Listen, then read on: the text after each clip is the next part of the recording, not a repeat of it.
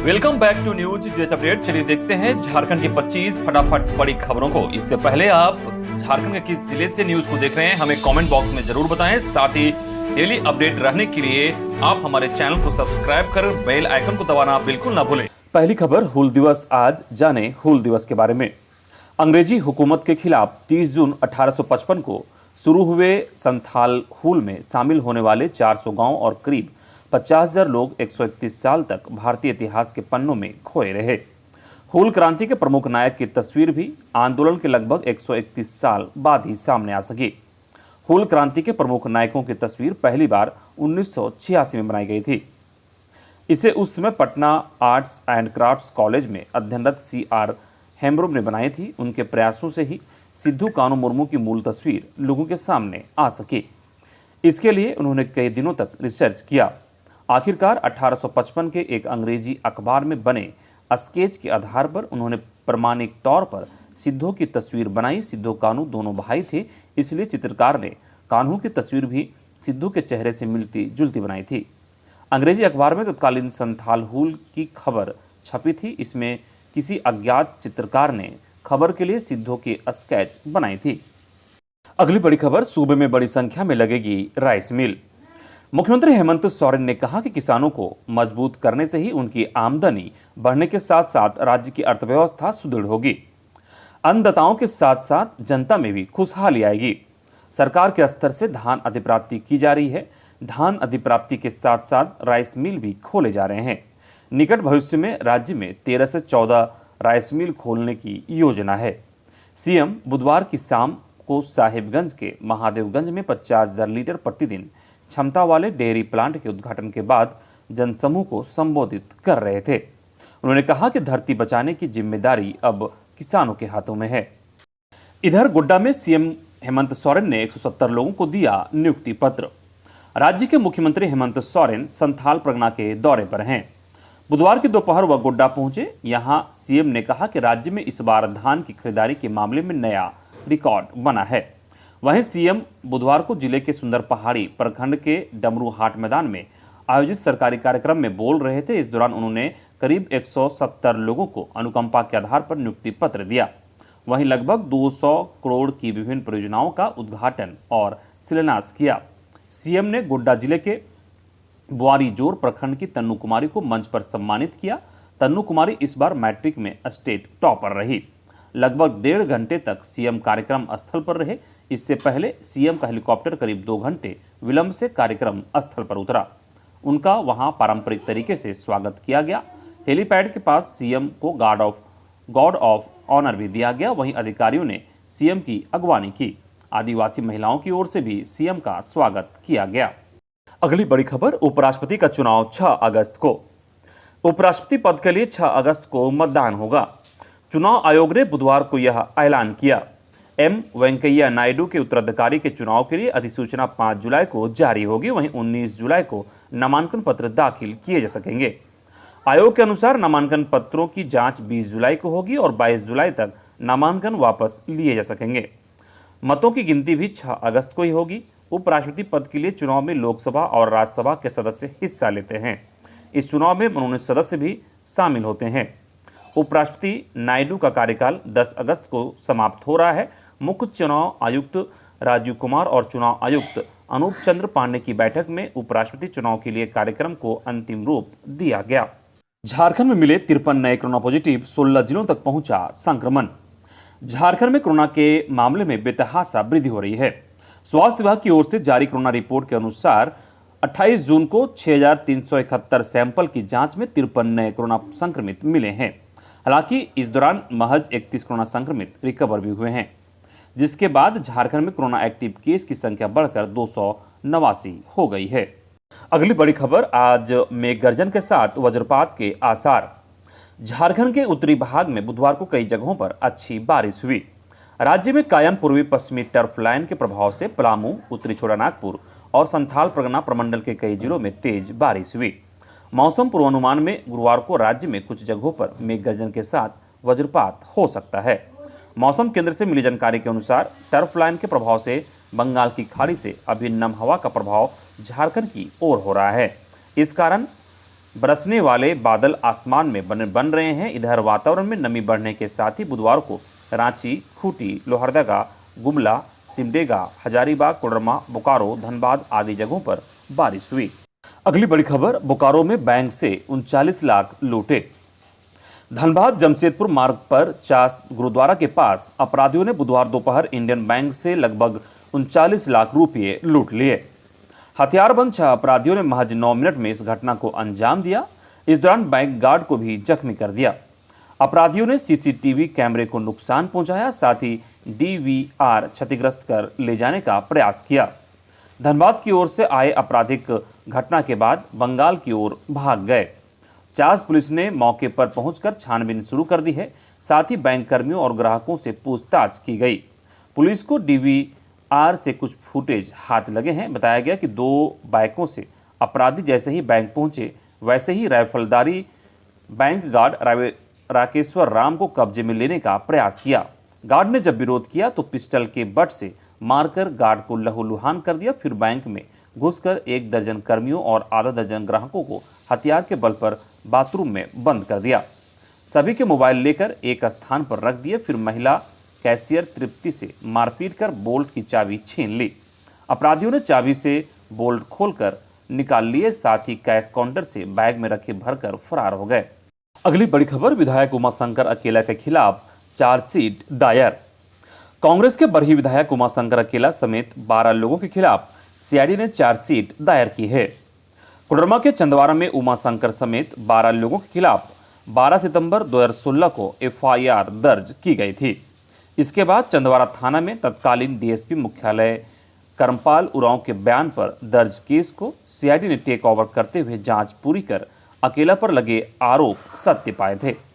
CID के IO ने उमाशंकर, चंदवारा के अज्जू सिंह, अरुण सिंह, अशोक सिंह, बाबुल यादव, भरत मोदी, घनश्याम मोदी, रामप्रसाद सुनार, प्रदीप सुनार, कृष्ण सुनार, द्वारका राणा पर आईपीसी धारा 147, 48, 149, 504, 353 और 427 आईपीसी के तहत चार्जशीट दायर की है। वहीं घटना के समय कुलदीप सुनार को वेलोर में इलाजरत होने पर सीआईडी ने राहत दी है। सीआईडी ने इस मामले में किसी भी व्यक्ति को गंभीर जख्म नहीं होने के कारण धारा 337 व 338 हटा दी है। मामले के अनुसार करमपाल उरांव ने एफआईआर में कहा था कि उमाशंकर समेत अन्य नामजद के साथ 150 लोगों ने रांची पटना NH-33 को जाम किया था। जाम में फंसे वाहनों में तोड़फोड़, पुलिस से अभद्रता और सरकार काम में बाधा उत्पन्न की गई थी। मौके पर नेताओं ने भड़काऊ भाषण भी दिए थे। अगली बड़ी खबर, इंटर आर्ट्स कॉमर्स का रिजल्ट आज होगा जारी। झारखंड एकेडमिक काउंसिल की ओर से गुरुवार को इंटर आर्ट्स और कॉमर्स का रिजल्ट जारी किया जाएगा। रिजल्ट दोपहर 2:30 बजे जारी होगा। शिक्षा मंत्री जगन्नाथ महतो इसे जारी करेंगे। इंटर आर्ट्स की परीक्षा में 1,90,819 छात्र छात्राएं शामिल हुए थे। वहीं कॉमर्स में 24,313 परीक्षार्थी शामिल हुए थे। इसकी परीक्षाएं 24 मार्च से 25 अप्रैल तक 685 परीक्षा केंद्र में हुई थी। इधर मांगों को लेकर धरने पर बैठा है शिक्षक संघ। संयुक्त +2 उच्च स्तर माध्यमिक शिक्षक संघ 22 जून से राजभवन के समक्ष अनिश्चितकालीन धरना दे रहा है। आंदोलन का नेतृत्व कर रहे हजारीबाग के उदय मेहता ने कहा कि शिक्षकों ने राज्यपाल से मुलाकात के लिए ज्ञापन सौंपा है। उन्होंने कहा कि 10+2 उच्च विद्यालय में झारखंड अलग होने के 22 वर्षों के बाद भी आज तक राजनीतिक शास्त्र, दर्शन शास्त्र, मानव शास्त्र, समाज शास्त्र, कंप्यूटर साइंस, जनजातीय एवं क्षेत्रीय भाषा आदि ऐसे महत्वपूर्ण विषय के शिक्षक उपलब्ध नहीं है। उन्होंने कहा कि इन विषयों में विद्यार्थियों की संख्या काफ़ी ज़्यादा है। संघ की मांग है कि इन विषयों के शिक्षकों की भी जल्द से जल्द नियुक्ति हो, जिससे कि शिक्षा का स्तर बढ़े और प्रशिक्षित शिक्षकों को रोजगार भी मिले।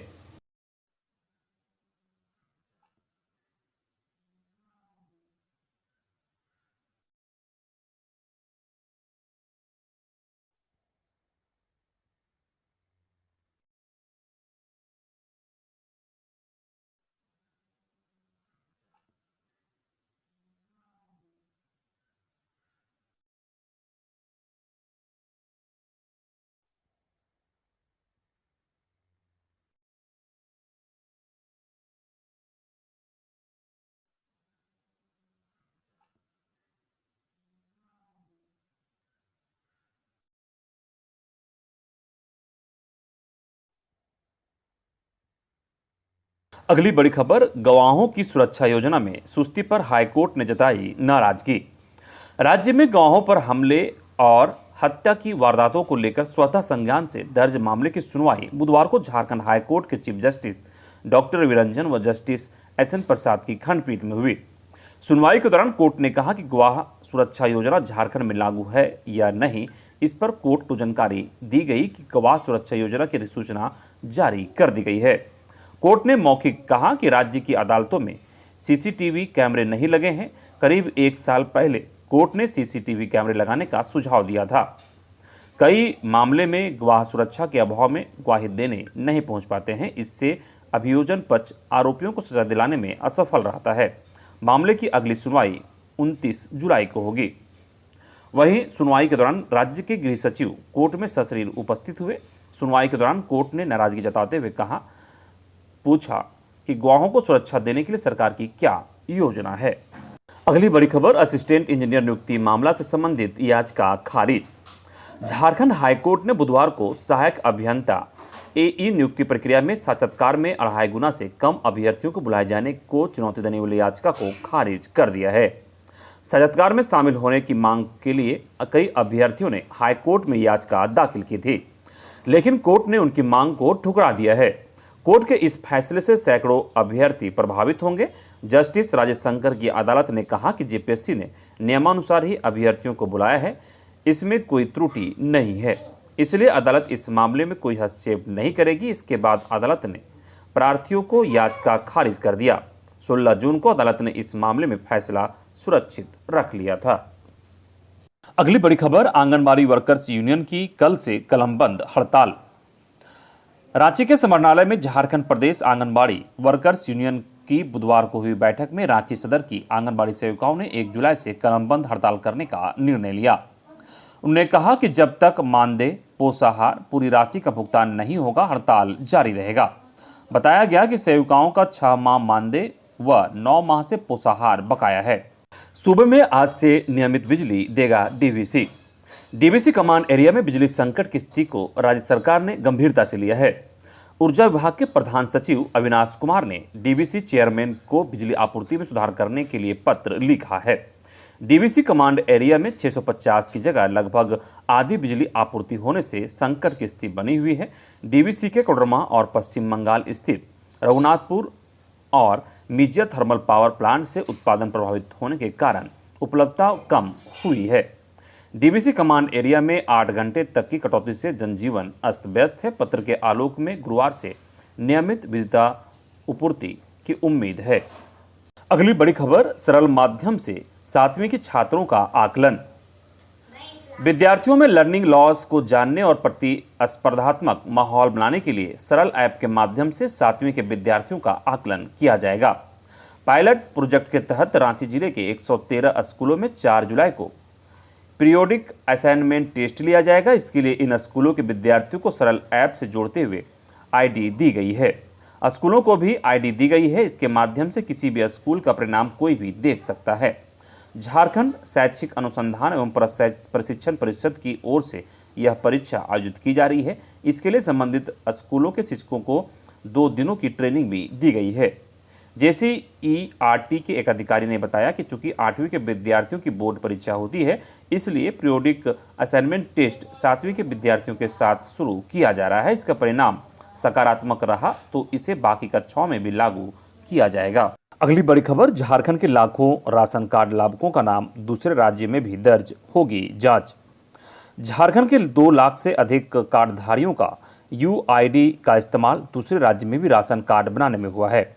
ऐसे में 2,26,291 कार्ड धारकों को चिन्हित किया गया है। ये ऐसे कार्ड धारक हैं जिनका नाम दूसरे राज्य के राशन कार्ड में भी दर्ज है, मतलब 2 राज्यों में इनका राशन में नाम है। इसमें बिहार, पश्चिम बंगाल, छत्तीसगढ़ और उड़ीसा सहित अन्य जिलों में भी कार्ड बनाने का मामला सामने आया है। अब ऐसे लोगों का जांच कर उनके खिलाफ कार्रवाई करने की योजना सरकार की है। अगली खबर, अल्पसंख्यक स्कूलों में 500 से अधिक पद रिक्त 3 माह में भरने का निर्देश। राजधानी के अल्पसंख्यक स्कूलों में सैकड़ों शिक्षकों के पद रिक्त हैं। शिक्षक, लिपिक और आदेशपाल सहित अन्य स्वीकृत पद खाली हैं।